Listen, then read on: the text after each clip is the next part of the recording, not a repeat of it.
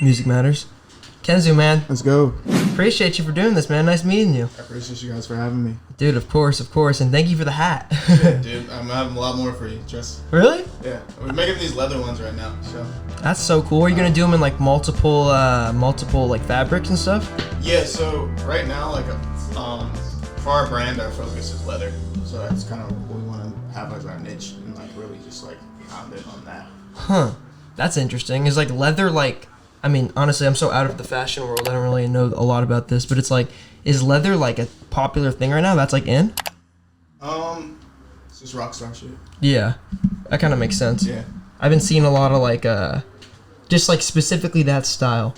Like, there's a lot of artists I follow like out of San Jose and even from the city too that like are rocking like the leather jackets with the cutoffs and everything. It's just like something classic that like ages very well. Like you know, it's like it's a good investment. Like, you know, if you're gonna buy something like leather is something that's gonna like last over time and still look pretty like relatively good if you get a good quality. Yeah. So recommend top grain leather. That's the best quality you can get. Have you dropped these yet?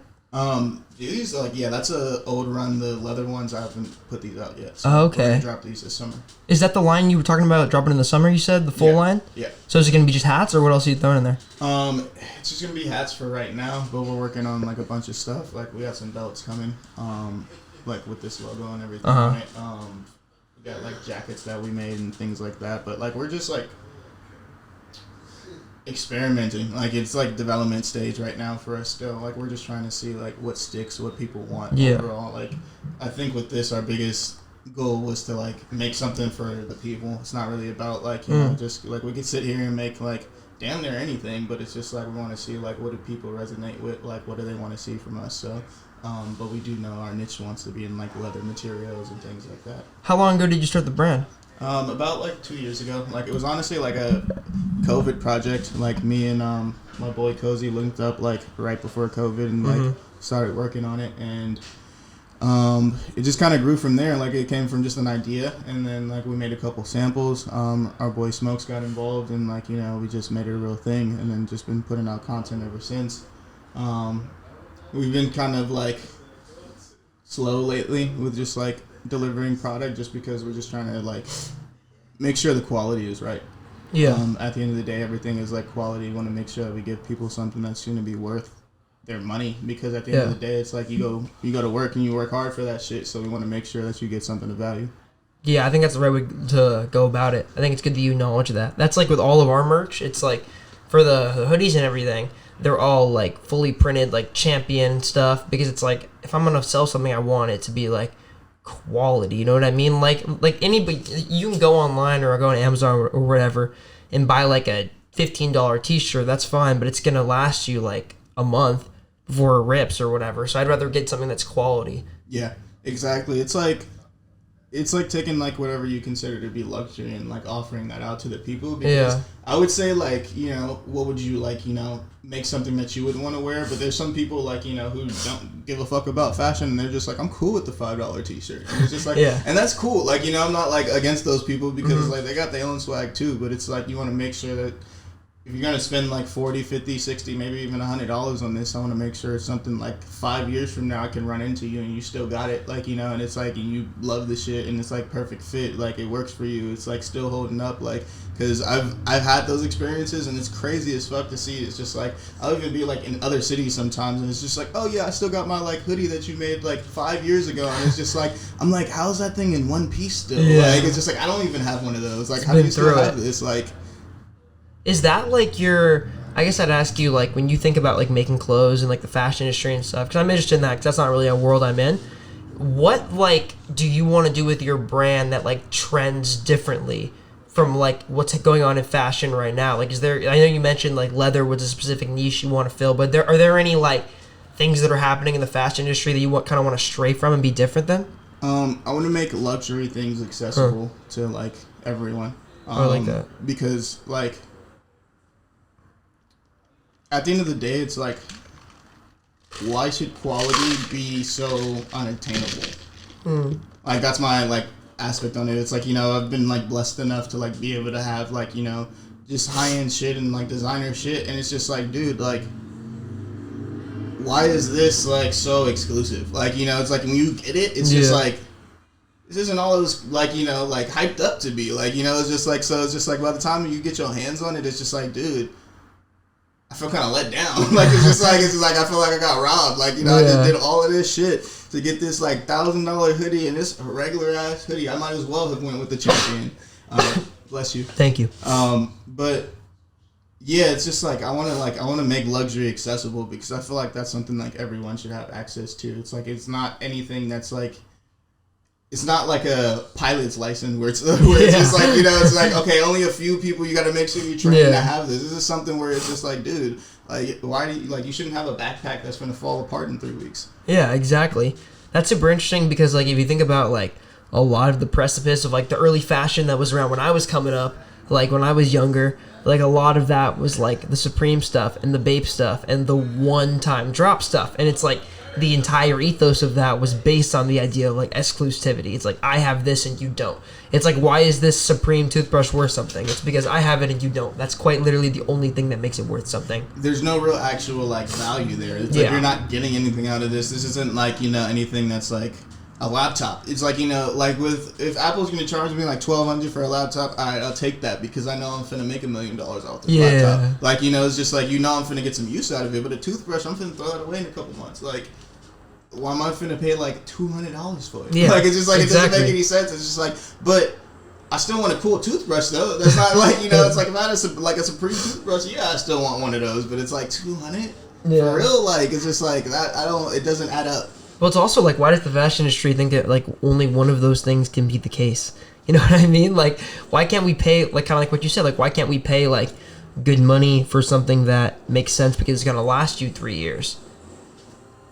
Because there's no real money in that, in their eyes. Like, you know, because it's like they live in a bubble of like, you know, for us, it's like, you know we can get away with this essentially. So it's like we're going to continue to do it as long as we know we can get away with it. But I feel like that's what's changing in our generation. It's like a lot of the things that the corporations could do before, it's like they're not getting away with anymore. And it's like a lot of them are dying out because of that, because it's like, you know, a kid can do the same thing on his iPhone. Yeah. So it's like, why am I going to, like, you know, deal with all these restrictions and, like, exclusivities and all this extra shit when it's like, bro, I can just create this myself. When you talk about, like, exclusivity, like, I think one thing that bothers me is when people talk about that in music specifically, it's like, I don't think our generation, because, okay, it bothers me when people talk about, like, the oversaturation of art in a market, because I don't think that makes very much sense, because it's like, when you look at, like, okay, the one example people point to most often is TikTok. They say, oh, the problem with TikTok is that it oversaturates the market with like an incredible amount of music. And I said, but wouldn't that make the best stuff even more valuable because it's rising above more things? And it's like, the reason I don't have a problem with TikTok for the music industry, it's like because the best stuff like rises to the top generally. Generally, the things that are popular are the things that most people enjoy. There's a reason most people will enjoy them. It's because they're most likely like the most easily accessible and the most enjoyable, the most memorable thing, or they have something to give, something to gain. So it's like, I think like platforms that oversaturate markets can be a good thing. Yeah, I think that's a really good point because I've had this conversation recently where people need to understand that the industry is a lot bigger than what you're into. Mm-hmm. So I feel like the issue is that people think that just because this is what's relevant right now, it's the only thing that's going on and making money. Yeah. And it's just like, people don't understand, it's just like Kendrick Lamar is still going to sell 130,000 units first week, regardless of whether he's the most popular thing in the industry right now. And he's not doing those numbers. Yeah. So it's just like, don't look at it as like, you know, just like this is what's popular, so it's the only thing that's of value. Mm-hmm. It's just like, no, it's just like, yeah, this is just what's being pushed right now, but there's still a lane for all these other things to be relevant and make money in. So I feel like it's looked at in a bad way because the people who aren't making that like hyper pop or whatever is popular right now are just like, why can't I get any like clout? Why isn't the algorithm working in my favor? And it's just like, dude, like make it work. Yeah, exactly. Like, you know, make it work. And it doesn't mean make that sound. It's just like, you know, figure out the algorithm. Like, you know, how it's going to work for you. Like, what do you, like, you know, you got to just approach it differently. Because at the end of the day, it's like every obstacle is just a lesson for you to learn, so you get a new skill set, so that later on in life you can get through those things a lot easier. So it's just overcoming those things at the end of the day. I totally agree, and like we were talking about that before. It's like if you don't fail, you like quite literally like if you're at something for 10 years and you never fail, you're just not going to be at a high level of success because you're never going to know your faults. You're never going to know what you can improve on. Like I had to have, I mean, okay, when I talk about like Above the Bridge, it's like first off, like I needed to do a lot of things to understand that I should even be interviewing people. And then it's like when I got to that point, I had a lot of interviews that were terrible to understand what I should be doing in interviews. And it's like there's probably things that I'm still not good at that I don't even fully understand yet or can fully comprehend until I fuck up. And it's like that random mess up will then let me know what I need to improve on. Yeah, for sure. It's like everything is trial and error. Like you said, what we talked about earlier, it's just like you have to go through these things and be willing to like make the mistake in order to figure out how to do it correctly. Because at the end of the day, it's like, I think one of the biggest misconceptions now is that you can just copy what the next person's doing to be successful and it's going to work for you. And it's just like, no, everyone's path and like it just works differently like for everyone. And it's like, to a certain degree, I feel like the thing is like we copy the wrong things where it's just like, okay, well, this person does like, dresses like this and let me like do this and it's going to be successful. And it's just like, how consistently is that person posting? How much money is he putting into ads? Like look at the background stuff and like that's what's making him successful. It's not what he's wearing. It's not like what he looks like. It's just like it's the work behind the scenes that's going on that's like making all this shit go and work. That's also kind of an interesting way to look at it because it's like I think like everybody. So like if 10 people did the same thing, they wouldn't be successful for the same thing. Does that make sense? You know what I'm trying to say? Yeah. It's like Yeet is successful with his sound because he's Yeet. Like, there's a lot of things that come with that. Like, if I showed up and started making, like, electronic hip-hop music tomorrow, like, I don't think I'd be successful because I don't have the image of Yeet. Yeah. It's like the sound combined with the image. And then, that's, like, comparable to anybody, It's like, it's not like, even if I made music that was the exact same as Yeet, I probably wouldn't be successful because I don't have the rest of what makes him him. Or, like, when you look at, like, I mean, it's like, that goes for any artist, you know what I mean? Yeah, and the ones who are successful when they, like, mimic in a sense or, like, take influence from something are the ones who do it in their own way. Because it's, like, I feel like a great example is, like, the Opium label with, like, like Ken Carson and Destroy Lonely. It's just, like, it's like they have a Cardi-like sound, but it's their own way. Like, it's their own thing. Like, they're their own people, their own brand. So it's just, like, but it still all falls within the line of things. So it's, like, it works. And I feel like that's where it's like people need to like kind of shift their focus to is like how do I take what I like and make it my own thing rather than like just trying to recreate what I like. Cochise, I think that Cochise and then also like 454 are great examples of people who like took that Cardi sound but then kind of like gave it a different ethos like Cochise specifically, right? Because it's like he almost like he has that sound but then the other side of him is like his goofy and like funny personality. And then it's like that. I mean, then you get the appeal of somebody like a Yachty, somebody who's like goofy and funny, and like there's a person to latch onto, along with that like trending sound. And like I said, like those two things combined are what makes him him. Exactly, and it's like that's something that you don't get from Cardi, which makes it unique. Yeah. Yeah, exactly. And like something that quickly just popped in my head was just like thinking about like where this stems from, and I think it's honestly like media. Like when I look at like media and like the history of it, it's like. Look at movies. Everything's a remake. They don't do new things. At all. And I think that's why we're so, like, trained to just copy and, like, do remakes. Because it's like, everything we've seen is a remake. Like, it's like, we've seen The Lion King 4 different times and 4 different, like, they had Beyonce in one. Like, it's just like, come on, bro. Like, it's just like, how many times do we need to watch The Lion King? Like, for real. Like, it's just like, and I get the story is, like, timeless, but it's just like, how is the next generation going to take something, like, that's iconic and tell it from their own perspective, like to where it's like now you can bring in a new audience and get people reinterested in it because it's like you can't just keep telling the same story again and again and again and expect people to care. Yeah, you have to flip it on its head at some point. But it's also important to like acknowledge and I think like remember that like all creativity, especially in music, it doesn't happen in a vacuum. Like, everything is in some way inspired by something else, and that's why it's important to keep pushing boundaries. And it's like, I feel like anybody who doesn't understand that has like a very clear like lack of understanding of the history of art and the history of music specifically. It's like shitting on new things that come out, like tearing down things that are different than the norm because they're progressing a sound in a way that hasn't been done before. That is so anti-progression of art. Because if you look at like the history of all music, everything that eventually became a trend was strange at first.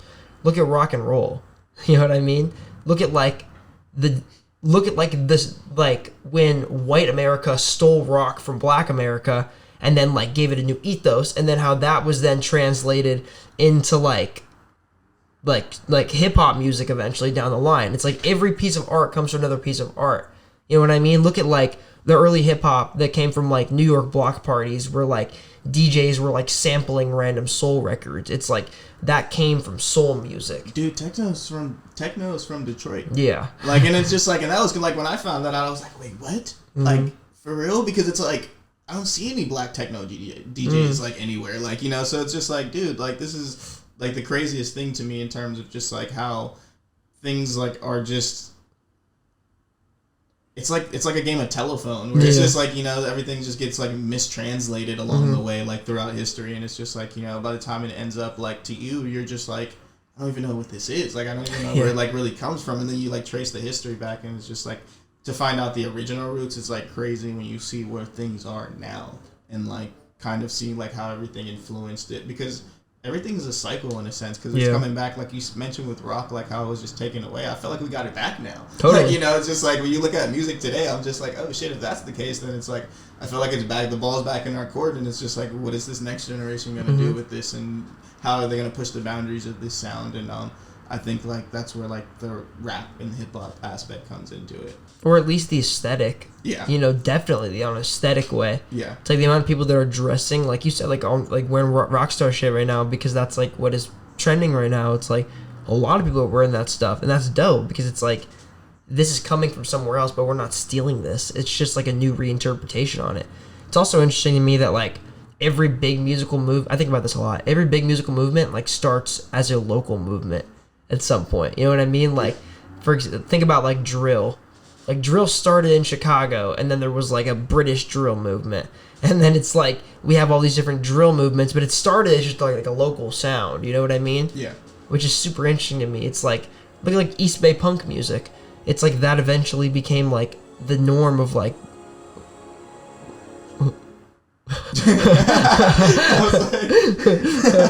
What's that?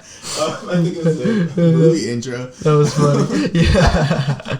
I was like, we're evolving right now. We're reaching a new stage. The interview is like reaching. We're transcending.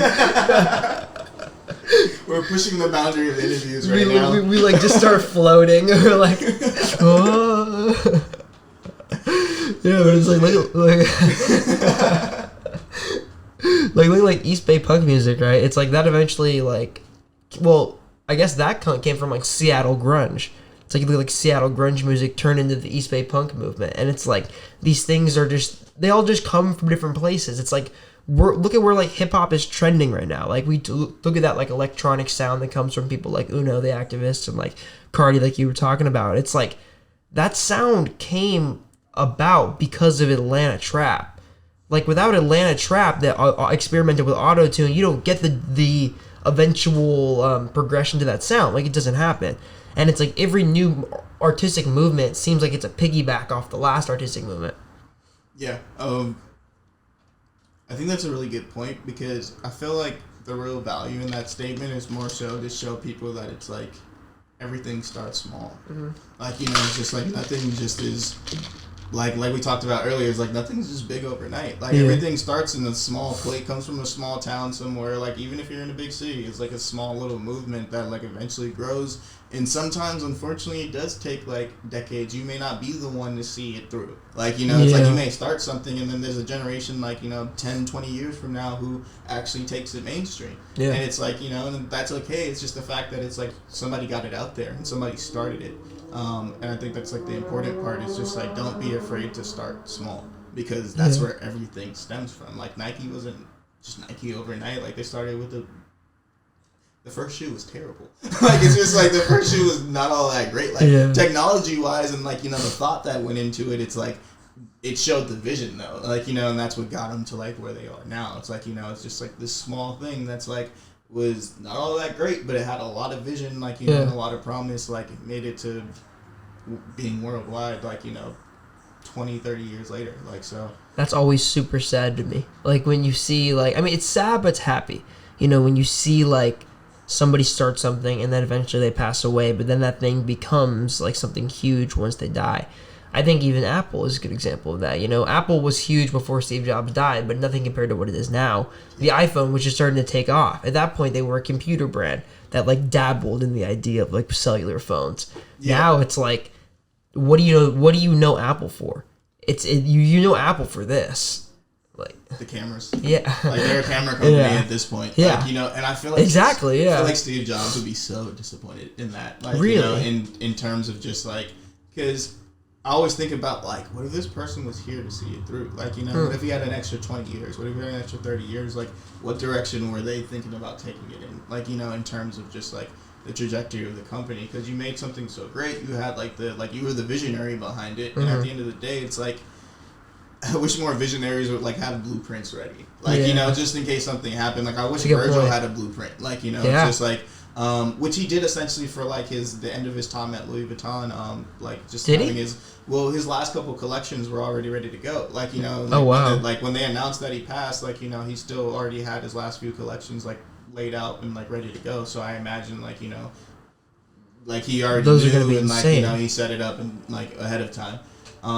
But yeah, it's just like when you don't like leave that like just your outlook or like put that out there in a sense, it's just like things kind of get, like I said, lost in translation over time, and then the focus becomes money, and now this idea of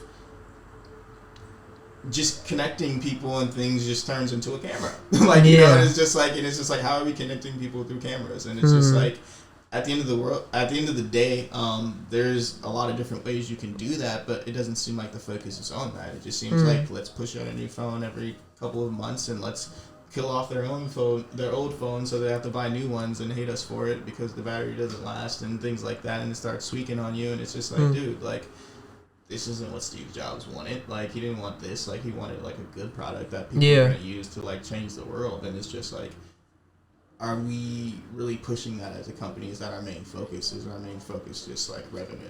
That's an interesting perspective, because I see like places where I think Tim Cook is doing a great job of carrying on Steve Jobs' vision, but I also agree with you. I think there's places where he's not. Specifically in the idea that like they're rolling out new phones so often. Like there were like I could be wrong about this, but weren't there three renditions of the Mac while Steve Jobs was alive?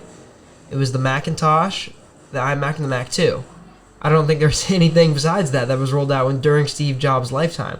Yeah. Now it's like we have a new iMac quite literally every year, and a new phone every 6 months. And there's no time to really like process that and like understand what is the use of this. Like, you know, if I'm always getting a new one, how much value does this really have? Like, if I have to replace it so often, it's like socks. Like, you know, my socks are just like, are you gonna pay like an iPhone price for a pair of socks? No, because you know you're finna throw these away in like a week. Like, so it's just like, dude, like, what value does this have now compared to before, when it was literally game changing? Like, keep closer to the mic, sorry. Yeah, like when it was literally like game changing in terms of everything. Like, it's just like, I don't think the iPhone is like game changing anymore. It's just, like I said, just a new camera every couple of years. Yeah, that is. I see what you're saying, but I think there's like one thing specifically that I respect about Tim Cook in regards to like carrying out Steve Jobs' vision, that I think he, as you can tell, I'm very like interested in Apple, but it's like about like what he did correct. I think it was taking the button away from the iPhone. I think that was genius. That was one thing that Steve Jobs really hated. Like, one thing he hated throughout his entire life was buttons. He said, why would you... it was funny. He was like, he hated buttons and he hated stylists. So I think he would have fucking hated the Apple Pen. Like, he always talked about... Like, I saw this interview with him when he was just starting... It was like right when the iPhone became like an early concept. Like, the idea of tapping a screen. and they were like, "Don't you think it needs buttons?" And he was all, or no, he was like, "Don't you think you need like a stylus? Like, won't you get your phone dirty if your hands are dirty?" And then he was like, "First of all, your hands shouldn't be dirty." And and then he was like, "Second of all, why would you buy a stylus when you have 10 stylus connected to your arms?" I was like, honestly, that's genius. Okay, honestly, like, I'm gonna disagree on that point with Steve Jobs. Which one? Because like the stylus. Oh yeah. Because I don't think Steve Jobs at that point, maybe in his mind, he didn't like think about the impact it would have where it is now. And it's like, I have so many friends who use the iPad and the stylus who are designers, like graphic designers and shit, and they need that shit, and it helps them do work faster. Yeah. So I feel like if Steve Jobs was here now and he can see the effect that the stylus has for artists, then he would like change his mind about that. Because I feel like for a phone, like every day, like, you know, like you're kind of an asshole if you're just on the, like if you have an iPhone and you're using the stylus on it. It's like, dude, what the fuck are you doing? but for like the iPad, you're like on Bart. It's like, are you okay, dude? Like, yeah, you chill out, like, fucked out, like. But yeah, I feel like for like the art like realm, like, you know, just for like you just design and like just the fact like didn't Steve Jobs start Pixar? Yeah. Yeah, so like for that realm of things, I feel like the having Apple stylus and things like that is great. Like I feel like I feel like for that aspect of things, I feel like you would have loved it.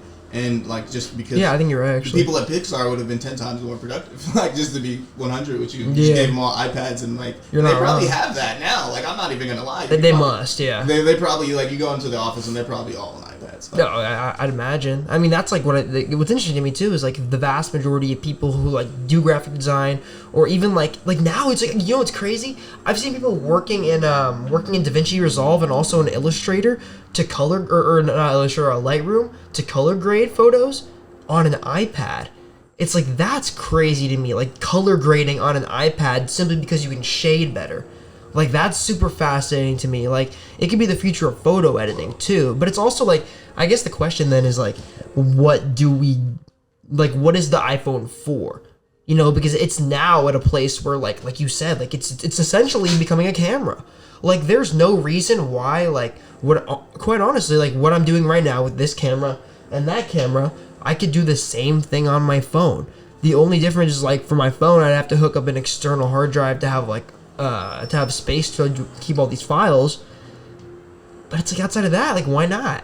Yeah, exactly. And it probably performs better in low light than my camera does. And imagine if, like, you know, the focus of Apple when they went into the office is, how do we make this phone for video creators? Yeah. Like, how do we make a phone where they don't need that external thing, where they can just store everything here, but it's still not like a bulky piece of shit? Like, how do we like figure that out? Because if we do that, we're like, you know, now look, we can go to the world. We can go to the movie industry, and they're shooting like full on like movies that we're gonna watch in IMAX on the iPhone. Yeah. Like imagine that. Like, you know, it's like I want to see them start moving towards like, you know, great ideas like that instead of just like, all right, let's just give them a new camera this year and like change the colors and like, you know, we're gonna add a lavender in there and like it's gonna go crazy. Yeah. So it's just like, I do fuck with the new colors though. I'm not gonna lie, they're hard. You see that billboard for the green one when you're coming over the bridge? Yeah. Yeah. I was like, every time I come to the city, I look at that shit. I'm like, oh. And that's what I hate about all of this. It's like, they know that we're gonna fall for the colors and shit. They know that we're gonna fall over this stupid shit and we're gonna buy it regardless because like, they just drop a new color. So it's like, we're gonna give you the bare minimum in progression because we know that you guys are gonna settle for it. Yeah. And I'm just like, dude, we need to change that. Like, that's what we need to change. We're like, holy fuck, there's an emerald green. We're like, there's a lavender. Holy shit. I know I just bought this phone last week, but I'm right back to the Apple Let me store. take a loan out. There's a lavender color. Stop fucking with me. That's funny. Dude, and I guess, like, you know, if you ask me, like, what is, like, the end goal of Apple? Like, if you ask me to, like, guess, like, okay, what are they talking about in Apple boardrooms, like, the high-up ownership every single day? I genuinely feel like it's to, like, make a product, so, like, an entity, so this thing, turn it into, like, the one piece of technology that you need. Like, it is quite literally to be the only tool that you need. if Apple doesn't give us all our own Jarvis, then I don't really want it in like 10 years. Or in Jarvis? Yeah, Tony Stark. He has an AI system, like it's called Jarvis, and like that's in my mind the future where you have an AI helper, like like Siri is a real person now, like and it's just look at Google she Home. makes her calls and for us, like she sends the text messages, like she does everything. It's just like you have her like a real life like hologram Siri, like just popping up, and it's just like a cool little wristband thing, and it's just like, and she just takes care of it all, and it's just like that would be the greatest thing ever, like until they like revolt and find a way to kill us all. But up until that point, it's going to be great. I mean, Google Home is essentially that idea. Like, Google Home is creepy. Have you ever, like, I'm sorry this fucking to say, but it's always, like, the only houses I've been in with Google Home are, like, creepy, like, middle-aged, like, white parents' houses. It's like, you go in, and they always have the fucking Google Home set up, and they're like, hey, Google. And that shit's weird. It creeps me out. It makes sense, I feel like, at that demographic specifically, because it's just like, they want to like start to automate everything and like not have to like do so much like manual labor. So it's just like I understand for that demographic, but in terms of do I want a robot? I don't even want other people in my house. Like let alone a robot like running it. Like cool. Siri, get out. Come on, like it's just like, dude, like you're overstaying your welcome right now. Come on. I can unlock the door myself. I have hands. like wasn't that what you just said? Steve Jobs was like, I have 10 stylists right here. I don't need an AI thing to do it for me. Yeah, it's interesting because it's also like, it's like the two, or it's like the three companies that are like have the ability to kind of like create like whatever tool we're gonna use for the rest of our life, are like Apple, Google, and Amazon. Because it's like they I feel like they kind of run different like sectors of the technology industry. I mean, we were talking about earlier how like we think like the vast majority of jobs are going to be automated away within the next like 20 years. Have you seen? I'm sure you've seen it. You're from the city. Have you seen those the Amazon stores? Yeah. Those there's one downtown. Weird. Yeah. I think it's sick. Like, it's just like, other than like, people losing jobs, not being able to work in retail stores, like I think that's ass. But like, other than that, I like think the concept is just like, I'm all about progressions. Like, I feel like we should be a lot farther in the future than what we are. Like, I was promised jetpacks. I'm mad that I don't have a jetpack right now, dude. It's just like, where the fuck is my jetpack, bro? Like, it's just like, I'm still out here with no jetpack, and that's not okay in 2022. Like, come on, bro. It would be 2023 with no jetpacks. It's just like, dude, like, why am I... You're not wrong. What are we paying taxes for if we're not going to get jetpacks? Fucking San Francisco, you know how bro. high gas prices are right now? At least give us jetpacks. You're charging me $6.49 per gallon, but you can't give me a goddamn jetpack? Come on now. Doesn't make any sense. But yeah, it's just like, I want to see more progression, and I think like that's like, these are moves in the right direction in terms of like, what is the future of shopping? Like, it's like, those are the questions that need to be asked when you go into an office. It's just like, how are we going to revolutionize this shit? Like, same thing with music. It's just like, what are we doing to be different? Because there's so much, like you said, saturation, and there's so much of the same shit and like imitation, and then it's just like, what are you gonna do to like change the game? What are you gonna do to like add something new? And it's like, what value are you bringing overall? Because it's just like, at the end of the day, it's like, I feel like we know now, it's like a lot of people can make good music, like like with little to no experience, and it's just like, but at the end of the day, it's like, what's gonna make it timeless? Like, what value are you adding people? Is it relatable? Like, how are you helping people get through their day? How are you helping people turn up for their evening? Like, it's just like these little things. I feel like people who like don't always understand the impact that music can have on people's lives in terms of the songs and the content that you put out. Because it's like, there's kids who base their whole life off in their daily routine off of what their favorite rapper says. So it's just like, dude, like, you kind of got to be careful with what you say, because this whole kid is like, he's going to go out and pop perks and drink lean every day if that's what you're telling him to do. So it's just like, I feel like it sucks that you have to think about it that way, but it's like, it's also what you're signing up for when you do this shit. So it's like, I feel like we need to be like more conscious of like that, in terms of like, like turn up, make dope music, but it's just like also make sure that it's like, I think it was a dope thing last night. Went to the D Savage show, and it's like he made sure like at the end of the show, it's just like, yo, everyone get home safe. Like, don't do nothing stupid. Cool. Like, it's just like taking your time out to do that, because it's just like nobody else did that. It's important. Yeah, like nobody else did that. Everyone else before him just dipped. Like, so it's just like, but he made sure it's just like, yo, I actually care that y'all make it home from here, because without y'all, it's just like I'm not anything. Yeah, that's crazy. I think more performers need to do stuff like that. I love when people take a moment to really, really use their platform to spread positivity. I feel like, and I do feel like as we progress, especially in the world of hip hop, I do think some of the really sad and tragic people that we've lost, I think that has impacted a lot of the way that people with influence kind of look at their stuff. I do think we're trending in a better direction. But it's one thing I think about in regards to this a lot is, like, I saw this interview with Juice WRLD one time, and he was talking about how it was an interview with him and Future, and it was when they dropped World on Drugs, and he was pretty much just talking about you're the Juice WRLD talking to Future, he was like, you're the reason I started sipping lean, you're the reason I started popping perks. But it's he was saying it in a positive light, but it's then that ended up being his. But he doesn't really hear himself. It's that's just problem, dude, it's just and then from Future's perspective, it's just I don't even know what's going through his head. Well, he was broken. He was fucked up about it. Yeah. Because he was there was another interview I saw with him talking about it after, and it's he felt responsible, which is really sad, but it's a very true and tried warning in regards to where this shit goes. Exactly. It's just I don't know. Yeah, it's just it's sad. It's just to see it's because it's not anyone's intent. I know when you're making music, it's no one's intent is just not out here trying to kill a kid. That's why I feel bad for Travis and his situation right now, because it's I understand the difficulties of trying to run an event successfully. I know you have a show coming up here soon, so it's just dude, it's just it's a lot of fucking work. It's just and the show's not even here yet. Yeah. So it's just it's a lot of work before, during, and after to make sure everything goes well. And unfortunately, not every time things work out. So it's just it's hard on an artist to make sure everyone's good, but still make content that people are gonna fuck with, and, want to vibe out to and shit like that. And it's just sometimes they just end up on the wrong end of things, and it's wasn't their intentions whatsoever. It's an incredible amount of work. May 29th, Brick Mortar, tickets about.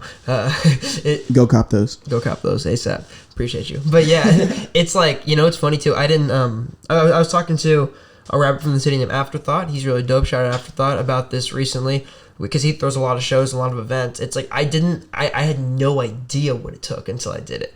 I didn't understand it at all. And it's now, I think I have a different perspective on the whole Travis Scott thing, because I see how something like that can happen. And I'm not even the one running the venue stuff, you know what I mean? I'm lucky enough to be working with a venue where they handle the security, they handle stuff like that. It's that's not even, I don't have to worry about that. You're only doing the small portion, and it's I've done a show at Brick before, in 2018. And that's dope, bro. Yeah, and it's and I understand the logistics behind it, in terms of just there's a lot that you have to do to make sure that everything goes accordingly to plan, and you also have to be prepared and understand, because the homie Candy Rain told me this. It's just dude, nothing ever goes accordingly to plan. Yeah. So it's just you have to prepare for it, but it's just dude, it's nothing ever goes straight with shows. It's just you're gonna run into some shit, and you just gotta get better at dealing with it. Yeah. So it's just as long as you have that mindset, it's just everything's gonna just work out over time. Because even when you go to big festivals, it's that pull in hundreds of millions of dollars a year off that shit. It's those things are never perfect. Never. It's just there's always something fucked up about them. But it's just it's definitely something where I feel us as artists in this next generation need to work on giving better experiences and smoothing out those things. But it's it's something where it's always going to be hard to gather that many people and make sure everything goes smoothly, because at the end of the day, it's you can't control the people in the crowd. No matter who the fuck you There's are. No way. It's just you no matter who the fuck you are, it doesn't matter. It's you can have the greatest crowd control in the world, but it's just you're one person, there's 50 people in the crowd, 100 people in the crowd, you just can't. If they want to rush the VIP section for the Cardi performance, they're gonna do it. Exactly. So it's just and there's nothing you can do about it. It's just you gotta just be able to deal with it. Yeah. It's interesting too, I think it's given me a mindset of when I go to these events, thinking about them more logistically, and like, we're like, oh, like now I kind of know what this took, so I appreciate it a little bit more. It's funny, like the perspective I've, or the comparison that I've been using lately is like, I worked as a server for like 2 years. I've worked in restaurants for the past like 5 years. Like I never had like the insight when I went to a restaurant as much as I do now from working in restaurants. Like, it's like now, like, I'm in a restaurant, and if my food's taking a long time, like, I look over at the kitchen, I see everybody stressed, and I'm like, oh, I've been there. You know, it makes you a more compassionate, understanding person. I really, it bothers me a lot when people act, or when people, this is just one example. I was talking to one of my friends about this the other day, and we were talking about how, like, Justin Gaethje, the MMA fighter, recently, he didn't make weight for his fight. My friend was like, how does that happen? Like, how do you mess that up? And then I would just kind of explain to him, like, I feel like you're undervaluing how difficult that is to, like, make weight for a professional MMA fight. And he was like, yeah, but, like, it's his job. It's what he does. And then I'm like, just calling something your job doesn't then make it easy. You know what I mean? It's like, I feel like we have to have more compassion for people and, like, respect for what people do and how difficult their jobs are. It's like, I will never look at, like, somebody, like, I could do what you're doing better. Because, like, I just want to do what I can do the best. Like, the best that I can do it. But it's like, you have to understand how hard things are. You can't just, it's so arrogant to look at what somebody's doing and be like, wow, I could do that better than them, but you've never done it. It's so arrogant. Yeah, that's one of the things I always tell, like, you know, like, my friends and shit. It's just, like, always acknowledge people. Like, you know, that's all people want. It's just, like, for people to, like, you know, just kind of understand, like, everyone goes through their own shit. Like, you know, and it's just, like, at the end of the day, it's, like, nobody's life is easy. Like, you know, nobody's job is easy. Like, you know, it's hard to do this shit. It's, like, LeBron. Yeah. It's, like, it's hard to be LeBron. Like, you know, he make that shit look easy, but it's just, like, if you go and ask LeBron, it's just, like, this man is probably tired. Like, it's just, like, it's just, but he's doing it to put on a show for y'all every damn night. So it's just, like, you know, just be happy that it's just, like, he's playing. Like, you know, just be happy that they're getting up and going to work, because it's just like, that's what allows you to have these experiences in the first place. Don't get on his line just because it's like, it wasn't up to your expectations and everything. Yeah. Like, it's not always on them. Like, that shit is, like you said, it's hard. It's like, be understanding of people. It's like, I think we look at famous people often and, like, give them, like, these super unrealistic expectations to maintain. Like, it's like, you'll see somebody on stage, you're like, wow, that was not a good performance. But it's like, have you ever been in front of a 800-person crowd before? Like, how do you think you would do? Exactly, like, up in the same situation. And it's like you said earlier, it's like, but it's his job, it's what he's supposed to do. And it's just like, you never fuck up at your job? Like, you know, like, maybe he's having a bad day, maybe he's going through shit, and, like, that'd be, like, the worst thing. It's like, where people will, and it's crazy because it always comes at people's, like, worst times. Like, you know, it's just like, people will, like berate you and put you down, and it's always when you're at your lowest, but they don't know what you're going through. Yeah. Like, you know, so you're just sitting there, like, trying to take it and, you know, just stay professional or whatnot, but it's just like, dude, I'm really, like, struggling. My life's hitting me from both sides right now. It's just like, what do you... And, like, that's what's, like, I feel like, you know, famous people and celebrities deal with at all times. It's like, I gotta deal with my personal life, and this shit is not all the way together as people think it is. And it's just like, and I gotta deal with y'all motherfuckers always saying something every 2 minutes, and it's just like, when do you get to breathe? Yeah. Exactly. Like, literally, when do you get to breathe? I think it's, like, beginning to, like, humanize people and try to, like, use empathy in your day-to-day life is such, like, a valuable and freeing thing to learn. I have, like, been so much happier since I feel like I've been practicing empathy on a more regular basis, and I really think, like, a lot of that comes from me so often sitting down and listening to people's stories. You know, it's like, that has allowed me to, like, be a more empathetic person and really, like, empathize with people more and, like, understand what they're going through and, like, be understanding of it, you know? And it's also, like, I think one thing interviewing people has done a lot for me is, like, allowing me to listen better. Like, I'm a much better listener than I used to be. I think I do a better job at, like, consciously listening to what somebody is saying and then formulating a logical response. Whereas, like, opposed to, like, maybe, like, before I started interviewing people, someone would be talking to me and I would just be kind of in my own world, paying attention to myself more. And that, in a lot of ways, is pretty selfish. So it's, like, it's taught me a lot to be, more selfless and listen to other people more and try to, like, make the conversation and not about myself. You know what I mean?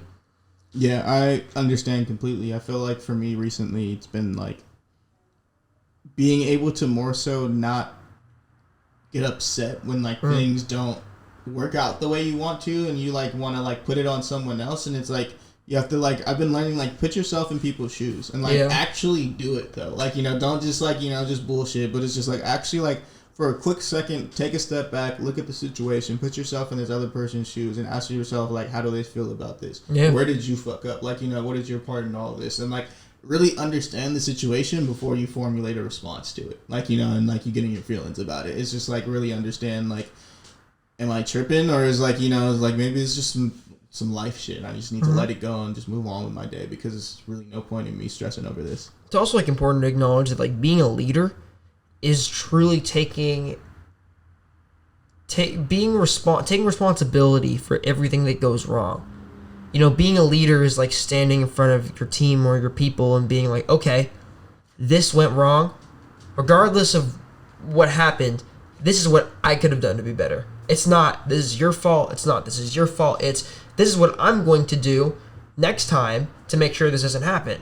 And that might simply be, I'm going to communicate my intentions to you better. That might simply be like, I'm going to get the right people here. That might simply be, I'm going to have these people not here. But it's about like communicating that and like understanding that like anything that went wrong, if you're the leader, you could have done something to change it most likely. And if you couldn't have, don't worry about it.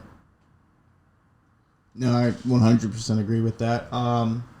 It's like really just taking accountability. And so many people don't do that. And it's just like, you know, that's why like so many people just get stuck in shit because they're just like unwilling to accept that like I fucked up. And it's just like, dude, like it's okay. Like you know, we're allowed to fuck up. And I feel like that's the biggest thing is just like you don't have to be perfect. I feel like so many people are just trying to be perfect. And it's just like, dude, like nobody's perfect. Like, you know, it's just like even the people we look up to is just like they have just as many problems as we do. Like, you know, just because they have money don't mean they don't have problems. Yeah. And it's like people think money alleviates like for example, like I don't think there's any amount of money. Well, actually I don't know if I agree with that. I was about to say there's certain things that can solve, but it's like the thing is a lot of people, I think here's the misconception. It's just like it's not that money can't solve your problems. The reality of it is did you really take a second to ask yourself, am I the cause of my problem?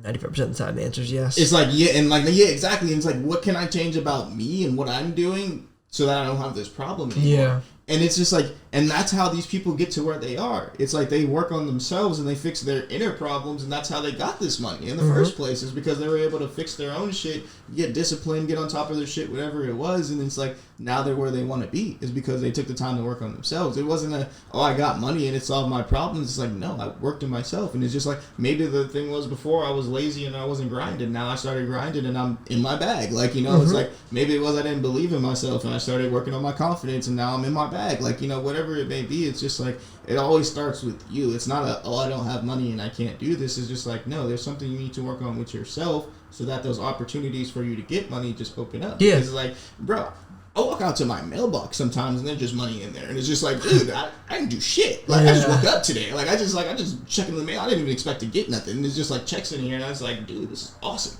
Like, it's just like, so it's just like, dude, it's just like, it's not like that difficult to actually make money or get to where you want to be. Yeah. But it starts with addressing the problems with you. I think, like, I'm willing to bet John Mayer said this. And I saw John Mayer say this in a video the other day. And I really thought about it, and I liked it. He was all like, there's the... Oh, fuck, I'm going to fuck up the quote. He was like, there's what it is, and then there's what it seems like. And I'm willing to bet that 95% of your problems exist in what it seems like. And I was like, wow, that's really fascinating. And what it made me think about was like, okay, I think that 95% of everybody's problems are a cause of themselves and a cause of, more specifically, lack of discipline. There's one of my favorite books is called A Man's Search for Meaning by Viktor Frankl, and the concept of the book is essentially like he's a Holocaust survivor, and the concept of the book is like him describing how he got through the Holocaust and survived it based on like a lot of like philosophical Nietzsche ideas and like ideas that he like took from different philosophers, and then how he translated that into his own vision and how he wanted to survive. But it's like where was I going with that? Oh yeah, so one of my favorite quotes in that book is, or actually this is it's a Nietzsche quote that he copies. It's discipline equals freedom, and I think that's like really, really true. Whenever I'm like, struggling to get something done, that's kind of one of the things I say to myself. I say discipline equals freedom, because it's like, okay, like think about it this way, right? Like if I really want to be in great shape, that's going to take a couple different kinds of discipline. It's going to take physical discipline to work out every day. Eating well. Exactly. It's going to take discipline to eating well. Those are two areas. Or it's going to take, and let's say the third area is like sleep. Yeah. It's going to take sleeping. So it's going to take those 3 areas of discipline. You know, like sleeping less, so I can stay up and like party. That sounds more fun. Eating a bunch of junk food, that sounds like a lot more of an enjoyable experience, more convenient. But it's like, and then it's like not working out every day sounds like I'd have a lot more time to have fun. But that's where the paradox is. It's like we derive these pleasurable experiences almost acutely from the things that cause us pain.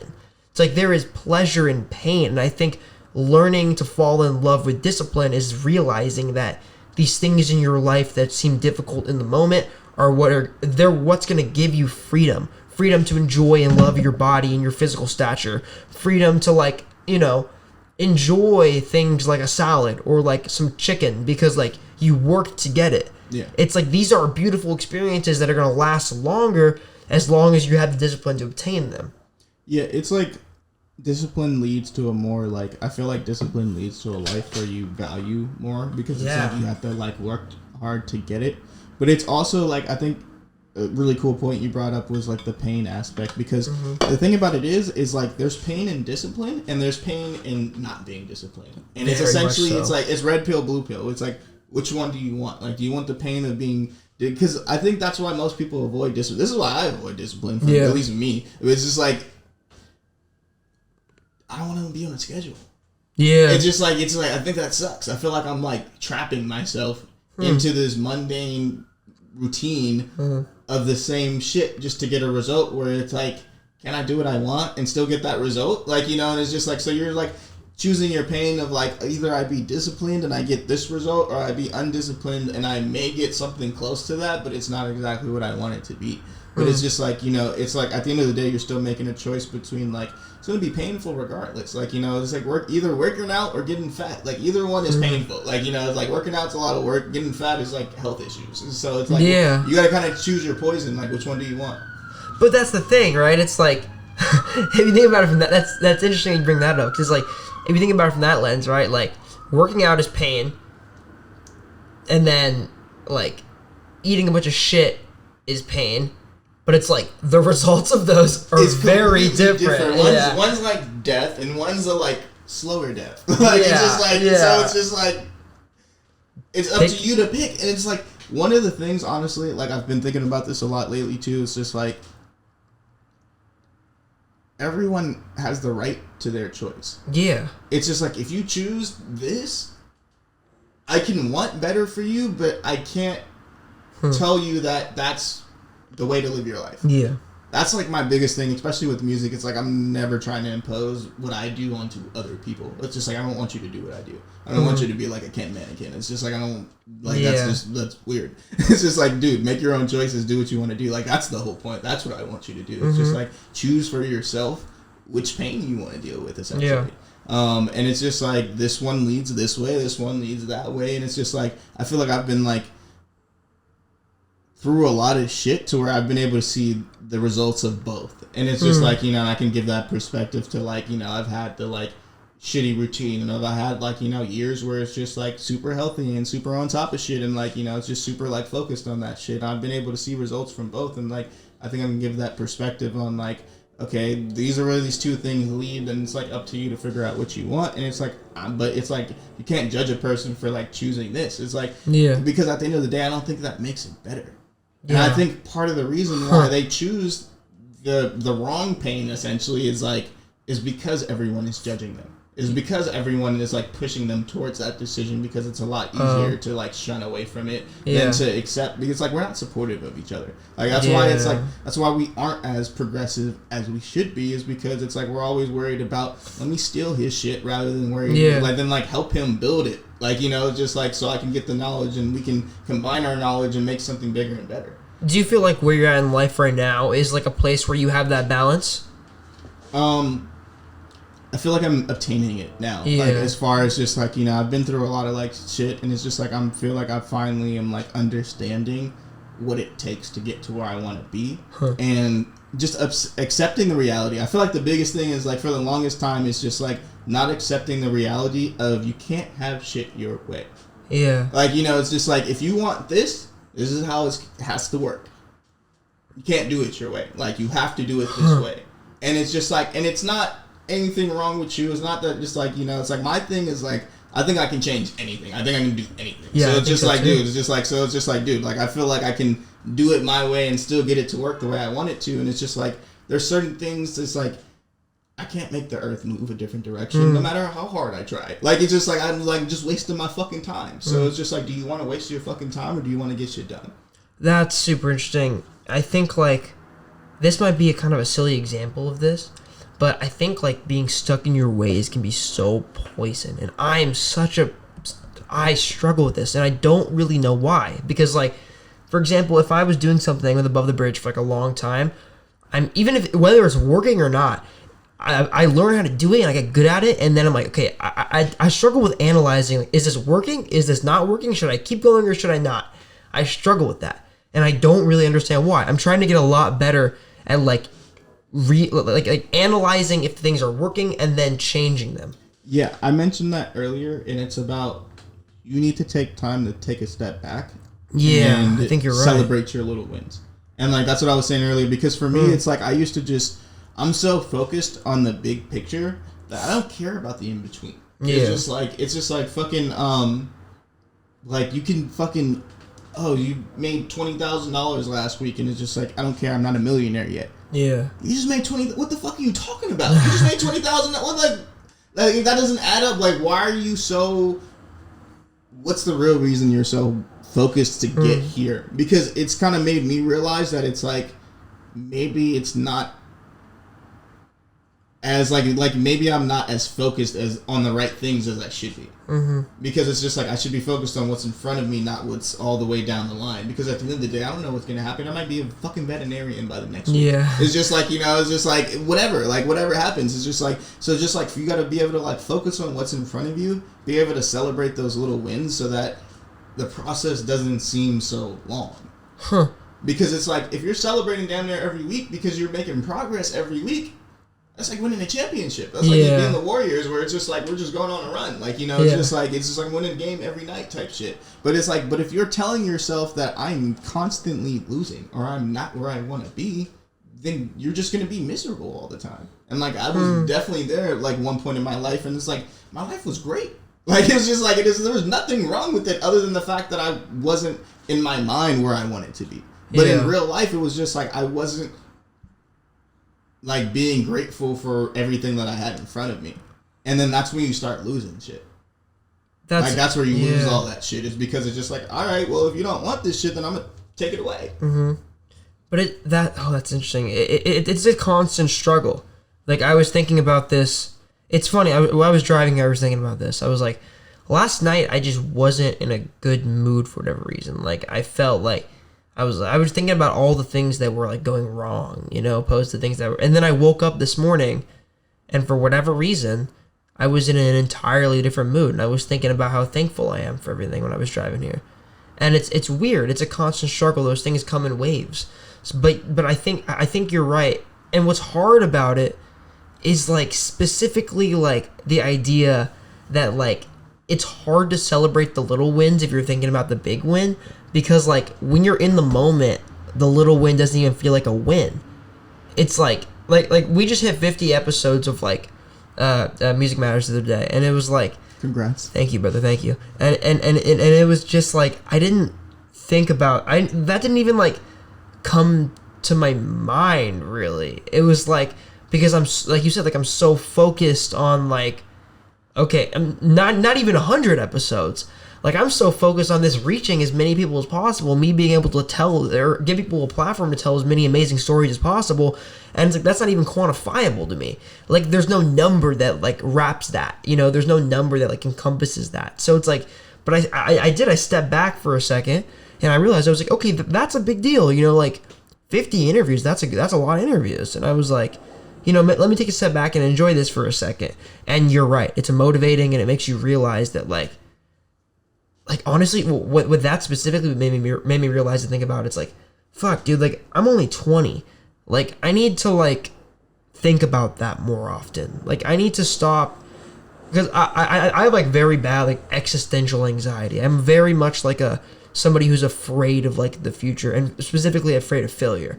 Like I'm terrified of failure. I'm petrified of it. No, I like completely understand that shit. Yeah. Like, it's like, one, it's like, understand that it's like, dude, you're doing just fine. Like, it's just like, you're like, you don't have shit to worry about. It's like, you're a lot farther ahead than like most people. Thank you. And at the end of the day, it's like, you know that you're passionate about what you do. And I feel like that's where we've been trained over time, like just through like just societal bullshit, to like focus on the numbers and the results. When in reality, all that matters is, do you love what you do when you wake up? Yeah. And it's just like, as long as you love what you do every day you wake up, you're chilling. Yeah. And the results are going to come from that, because the effort and the work that you put in is always going to be top tier. Like LeBron isn't great because he's just fucking out here just playing basketball every day. He's great because he loves the work, putting in the work to be great. Like, you know, and it's just like, and that's what matters.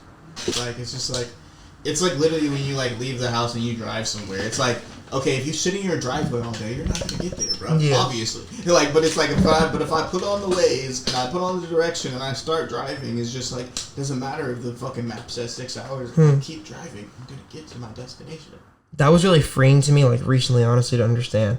I was driving here and I was thinking about, because like recently I kind of like made the jump to try to do Above the Bridge full time, even though I'm not making full time money off it. Like, so I was like, okay, I'm going to quit my job. I did that, and I'm supplementing my income and like paying for stuff with like a combination of the money I'm getting from Above the Bridge, and then I'm supplementing the rest with DoorDash. I've been DoorDashing a lot, which I genuinely enjoy. No, like I have so many people who like fucking. Wait, do I need to put my headphones on? Are we back rolling? Yeah, but yeah. Okay. My bad. I was like, I was gonna roll this. No, you're good. Roll it, bro. You're chilling. Well, this is great interview content anyway. Fuck it. But no, I know so many people who are like able to do that, and it gives them the freedom to do what they want to do. Oh, I love it. It's just like fucking. It's perfect when you're like, but that's where the discipline comes in. Yeah. Because if you're not disciplined, because I know people who fuck off too, and it's just like, dude, like they're just like, oh, there's no money in this shit, and it's like, no, you're not disciplined. Like, because there's people who make like a damn near like $1,000 a week off of it, and it's just like, you're just not on a schedule or anything. You don't even know how the shit works, like. Because any DoorDash person I talk to, I know there's probably like times and shit that they're out there for sure that they know they're gonna get their money. Yeah, me too. I track everything, but that was hard to figure out. But honestly, you just have to find like a way to like balance it and then like quantify it. It's because like what I do is like, okay, like pretty much. Let me show you this. I have this. I'll show this to the camera too. I have this like list. This is just like a list of things I have to do, right? So I try to keep a list of things I gotta do, and then what I'll do is like in between a couple things, I'll just put like DoorDash 4 hours and just kind of add that to my like list of things to do, and that kind of like makes it into like another task I'm completing, you know. So I've been trying to do it like close to every single day. So this is my list, but it's separated into folders based on projects. Whoa. So there's a lot of bullshit, and like you can see some of them like 30 notes. That one's 3, not too much to do. This one's 2, but then there's always like shit in between. Whoa. This one's 19. Like, but it helps me stay organized. I love Apple for this reason. Yeah. Like, I wish they would invest more into like notes, just because it's like notes are like so useful, and it's like they can turn notes into like Microsoft Office, in my opinion. Quite literally, and like I can do if I could do everything on Microsoft Office or like just Gmail and then in the notes sections, like sending emails and all that extra shit, because like. For the most part, like, this is hella efficient. Like, I like this much better than, like, using Google Drive. I'm literally, like, I'm the exact same way, bro. Like, I use everything. Like, look, this is actually funny. This is, like, so I have my notes here. This is, like, my most used app on my phone. I use it more than anything. Yeah, like, that's where I spend all my time. You know how they give you a screen time report? Yeah. It's notes. Like, that's always too. Number one. Me too, yeah. And, so I thought about this. I wrote, like, this little thing. It's almost like a mantra I repeat to myself. I wrote it when I was 20 years old. Or now when I was 20. It was, the title is I Turned 20 in 6 hours. And then it was just, like, my state of mind when I was turning, like, on the day that I was turning 20 years old. I was like, okay, this is where I am. I'm going to analyze my state of mind. I'm going to analyze who I am. And I'm going to analyze what I want to change, what I want to keep the same, what I want, and where I want to be in 5 years.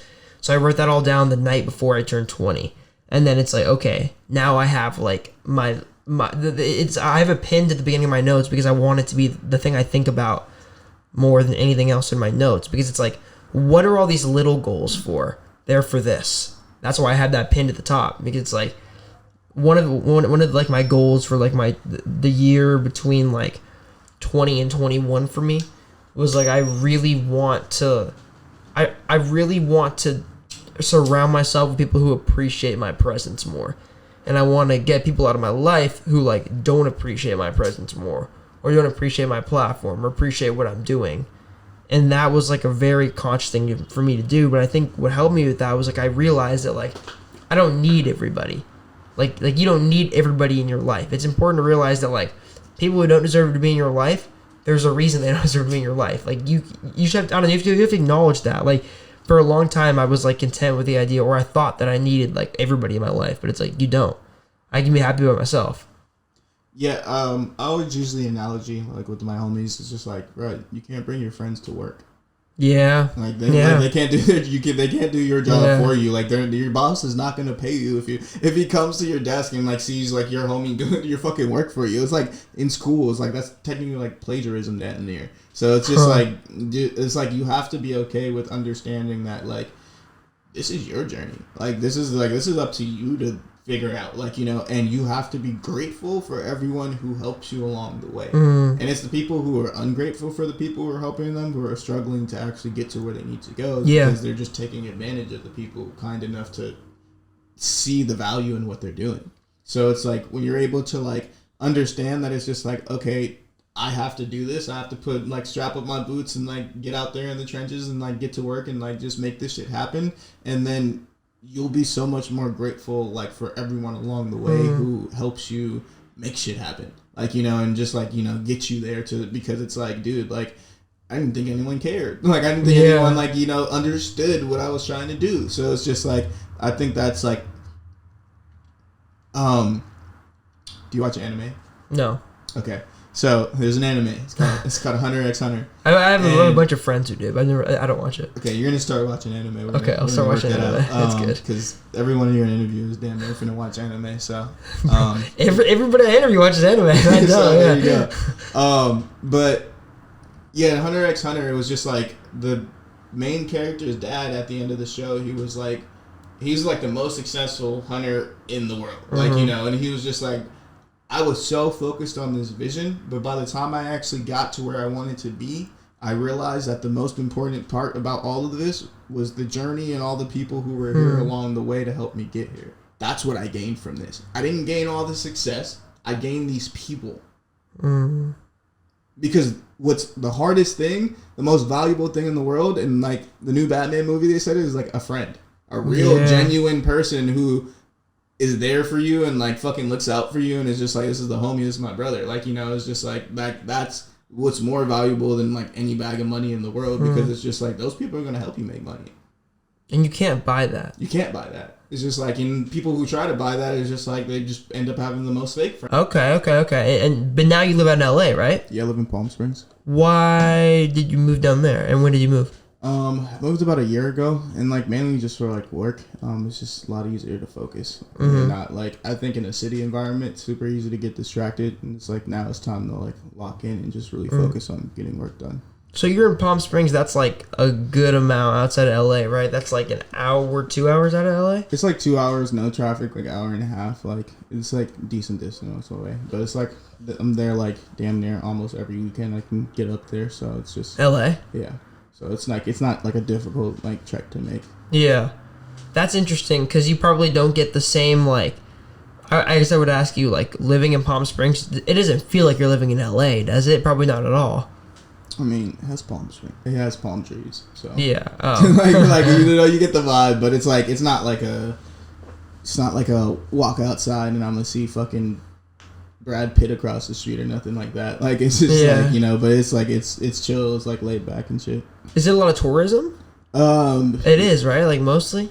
Yeah, it's like it's a lot of country clubs and shit. Like, you know, it's like mainly people are just like golfing and just like, you know, just people who are like retired or just living there cruising in like their Lambos and shit. Like it's just hella laid back. But there's a lot of nature and stuff out there too, right? Yeah, like that's the great thing. You walk outside, you can see the mountains. Like, you know, it's like 90 degrees almost every day, so it's just always just like sunny and shit outside. But it's like damn near like you're in like an HD movie type shit. Is Palm Springs like a desert? Kinda. Yeah, it's like a desert. Oh, okay. So you're just hot year round. Yeah. How long you lived out there? Just about like a year now, like a year and a half, damn near. How does it like compare creatively to like living in the city? Like, is there anything that you gain from living down there creatively, or do you lack anything? Like, how's it compare? Focus.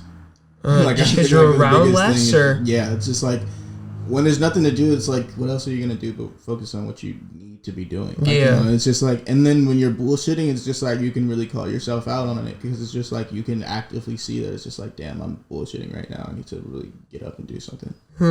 I think it's also really easy to like convince yourself that you're doing things that aren't bullshit when you really are. Like, you know, being like, you know, I'm going to hang out with this person. Like, I'm networking with them. It's like, no, I'm outside and I'm at a bar and it's just like, yeah. we're getting tapped in. It's just like, no, you're not. You're just getting wasted. Like, yeah. Like, stop lying you're just getting fucked up with the same people you already know. And I mean, like, it's obviously important to make connections, you know, but it's like, I think, like, a lot of that shit is, like, an excuse to actually not work hard. It's like, people are always out here. I'm like, yeah, like, I'm really out here every single day, like, hanging with people. It's just like, what are you connecting for? Like, what do you actually have to bring to the table? Because it's just like, you know, you can go and connect with someone and it's just like, fuck with me. And it's just like, what do you have to fuck with? Like, it's just like, what am I getting? Like, it's just like, because I watched this, like, interview. I forgot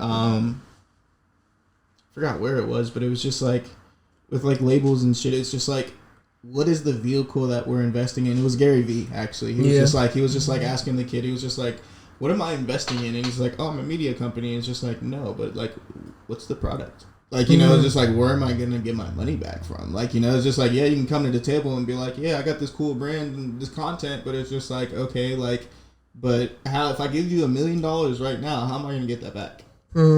That's the hard part with it, right?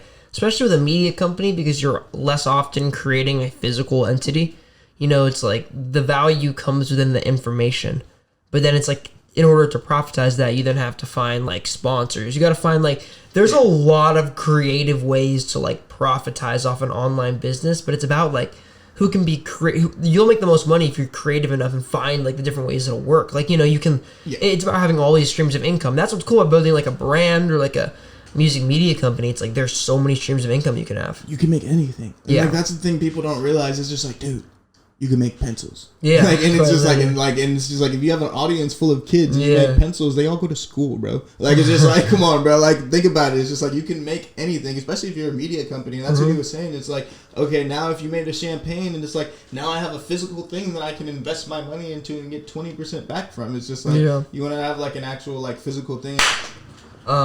Yeah, the thing about like media companies, like, you can profitize in a million different ways. You know, it's like kind of like what you were saying. Like, you can have like all these different businesses, all these different incomes off like this one thing, because it's like, look at that. I think a great example of this is Lyrical Lemonade. Like, they quite literally are now a beverage company. Like, they started making music videos. Now they're a beverage company. Yeah, that's hard. Oh, and it's just like, but it makes sense. Like, you know, it's in the name. It's just like the fact it would be stupid if they never made a lemonade, and it's like, and their fans will tell them that. It's just like, because it's like they'll request. It's just like, oh, y'all should make a lemonade, and if you don't do it, it's just like, dude, it's like, you're missing out on a whole stream of revenue here that's literally in your name. Like, it's just like, you named it this shit. You didn't even think about this when you started, but it's just like profit off of it. Yeah. I think there's always going to be like a generational gap between the understanding of how we can and cannot make money online. Like, I think like a lot of older people will never understand exactly how people make their money online. It's like, I could explain like when somebody's like, okay, how are you going to make money off a media company? Like, I could explain to them the concept of selling merch and Patreon and sponsorships and all these different things. Like, there's so many ways you can make money, and then ad revenue and brand deal. Like, I could explain all these things to them, but they're only used to the idea of getting money from an employer. So that's all that makes sense to them. So it's hard to like get them out of that mindset, get them out of that head, like explain to them like, okay, like money can come from all these different places. It's like, I can leverage the fact that like I have an audience and people following me on a platform into these different sources of revenue. It's like they don't really understand that there's a generational gap in there. Yeah, I think you have to like reverse engineer it for people in a sense of like, you know, ask them like, what do you do for work? how does your job make money? That's essentially how I make money. Essentially, it's the same shit. Like, it's just like every business does it the same exact way. So it's just like, and I feel like if they asked themselves that question and like really looked at like how their job makes money, it's just like, because like I even realized that it's just like, damn, like, because I grew up and I like worked at a lot of retail jobs, and it was just like, I'm like into fashion, and I work at all these retail stores. I know exactly how to do this shit. Why don't I sell my own shit? Why am I giving them my hours? Like, the fuck? Like, it's just like, it's like, I know exactly how to do this shit. And it's just like, you got to realize their customers are the exact same people who live in the same city you're in. Mm-hmm. So it's just like the people who walk in the Nike Town store in your city are the exact same people that you walk past on the street. So it's just like, there's no difference. You just got to give them something to gravitate towards. That's all Nike's doing, is like, they just like got a brick and mortar retail location, and like they gave them something to move towards. So that's all it is. Like, make a product, give them something to move towards. Like, you have the same customers Nike or Adidas or whatever other company like Apple has. That's even the same thing with music, bro. It's like music. If somebody likes your music, they're probably willing. Like, if you have super fans of your music, they're probably willing to buy a T-shirt from you. Yeah, they're probably willing to go to a store that you have. They're probably willing to, like, watch your vlogs on YouTube. It's about, like, converting people into fans of whatever you do and having them follow you. I think the biggest, like, missed opportunity of this past, like, 2 years was Playboi Carti and Rick Owens. Like, in the effect he had on the sales of Rick Owens. Yeah. It's just like, Carti, what if your name was on that shit? Yeah. Imagine how much money he would have made from the Whole Lotta Red rollout. Yeah. And I know he didn't realize that everyone was just finna start wearing Rick, but it's just like, dude,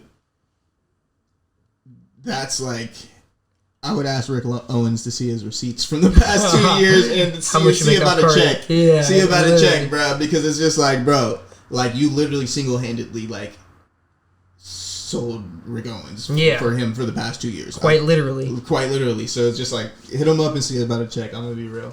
Yeah, it's like, real. Where's that Carti check at? Like, come on now. Like, come on, bro. Like, it's just like, dude, like, single-handedly, and it's just like, that's the impact as like music like has on people. It's just like, you can do things like that, and it's just like, I feel like now in our generation, kids are a lot smarter. Like, it's just like, you have like the Baby Santanas and like Slump Sixes and shit like that, and it's like, they're figuring this shit out so young, and they like have the like general concept of like branding already down, and I feel like the next step is for like all artists to like start making products and like understand that, like, bro, this is where the real money is, bro. You don't make any money off your streams, bro. Let me just be 100 with you. Like, Drake don't even make real money off his streams, bro. Like, that shit barely probably covers one of his houses. Yeah. So it's just like, dude, like, it's just like, to be honest, it's like, you're going to need those sync placements, those endorsement deals, and like, just product and assets that are going to help you like actually like have longevity in this shit. And that way it was like, bro, you don't really need to sign at that point if you make your own money and you're making enough of it to where it's just like, dude, like, what the fuck I need a label deal for? It's like, I'm making all this money by myself, and it's like, I can just drop a music video every day. Like, when you say like when you mention kids like that who are like the age of like people getting rich on the internet off like creativity is getting younger and younger, do you think there'll ever be a, like, I mean, I think we're already almost in that time, but do you think it's going to get even younger? Like, do you think the trend will persist to the point where it's like there's literal kids on the internet making like, that's where it's going to get weird, and we're going to have to cancel all that shit. I'm going to be real. Like, that's where it's going to be like, bro, point, like, right? No, I'm not trying to see an 8-year-old rap. Like, it's just like, bro, like, shouldn't you be in like preschool or some shit? Like, bro, like, take your ass to class. Like, no. Like, it's already bad enough that it's like these niggas are like in like, and I think that's good because most of them still finish school. Yeah, like, they're still finishing. I think like SSG Kobe just graduated the other day. That's awesome. And it's just like, dude, like, fucking, I think this generation has their head on straight in terms of like, they're not making the like exact same mistakes, and there's still bullshit here and there, but it's just like they're progressing a lot faster and learning from like the bullshit that all these other like people went through in the music industry. So I think like that's a good sign for where things are headed.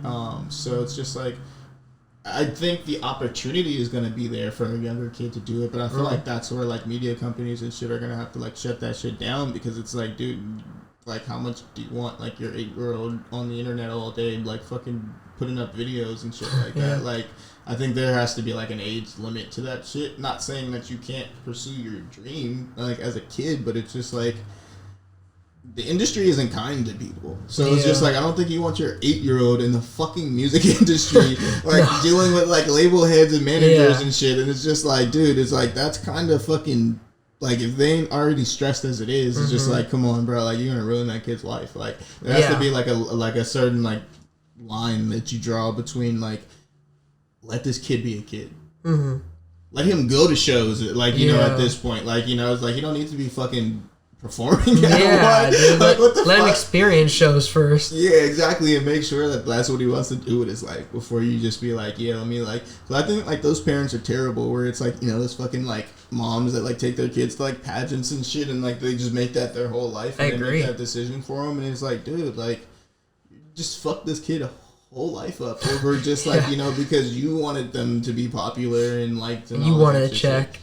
Yeah, exactly. And it's like, I think that shit's sad because it's like they never really had a choice in the whole thing. No.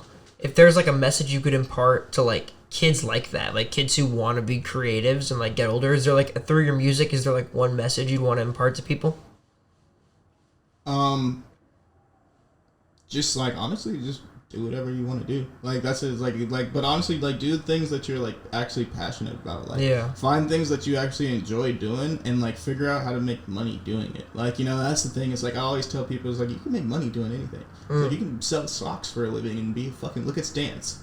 Yeah. Like, come on, bro. Like, and that's the thing that just like blows my mind when people like, and it's not that hard. Like, people just think it's, like, the hardest thing, and it's just like, dude, like, they'd be like, well, I don't know how to do that. I'll tell you how. Like, ask somebody for fucking help. Like, it's just like, dude, it's not that difficult. Like, it's just like, it's literally like, if you want to learn how to do something, figure it out. Yeah. When you're young. Because by the time you're, like, fucking, like, your age, 20 years old, and it's just like, dude, like, you said you started when you were, like, around 17? Yeah. Imagine if you started when you were 12. I can't. Yeah. Like, come on, dude, like... Bro, like, shit would be, like, completely, like, you'd probably be a billionaire by It'd be over, like, yeah, exactly. It's just, like, come on. Like, so it's just, like, I just want people to, like, take that, like, leap of faith and ask for help. I feel like that's the biggest thing. And, like, that was one of my biggest problems. Like, I tried to do everything myself, and if I couldn't figure it out, it was, like, fuck. But it's just, like, but I was, like, taught growing up how to, like, figure shit out. Like, how to, like, you know, just, like, research and learn and, like, you know, like, work hard, essentially, like work ethic, essentially. So it's like I've always had the tenacity to figure shit out, but I know not everyone has the tenacity to do that. But at the same time, it's like if you're trying to figure out how to do something and you're not interested enough to research it and figure it out, that's not it. Move on. Try the next thing.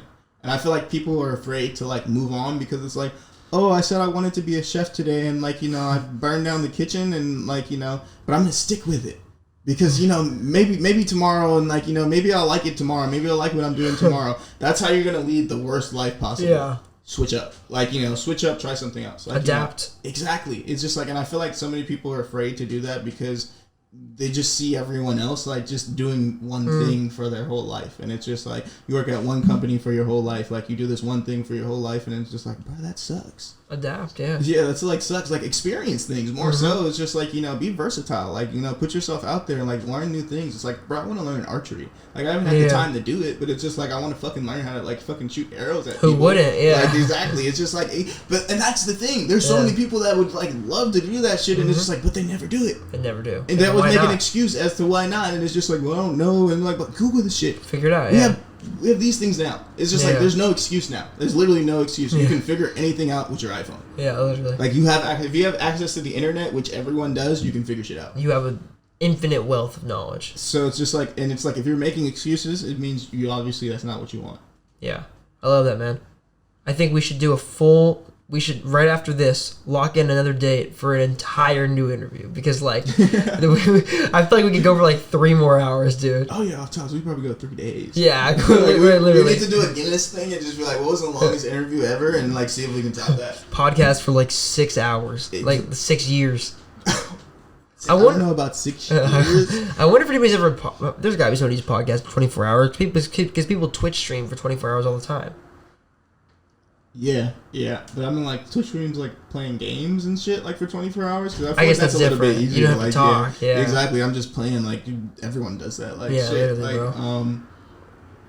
we'll have to figure it out. We're going to have to call Guinness to see what's up. Oh, like, God. What's the longest, like, podcast? We're going to see if we can top that. Appreciate you, Ken. Tell them where they can, like, find your music and your ad and follow you and everything. Yeah, my Instagram is Kakashi Kenzou. It's kind of long to spell. It'll be on the screen. And then, like, Spotify is just Kenzou, KENZOU, period. All right. Appreciate you, Ken. Thank you, man. This is a Appreciate you good-ass coming out. conversation. Same to you. All right. Music matters.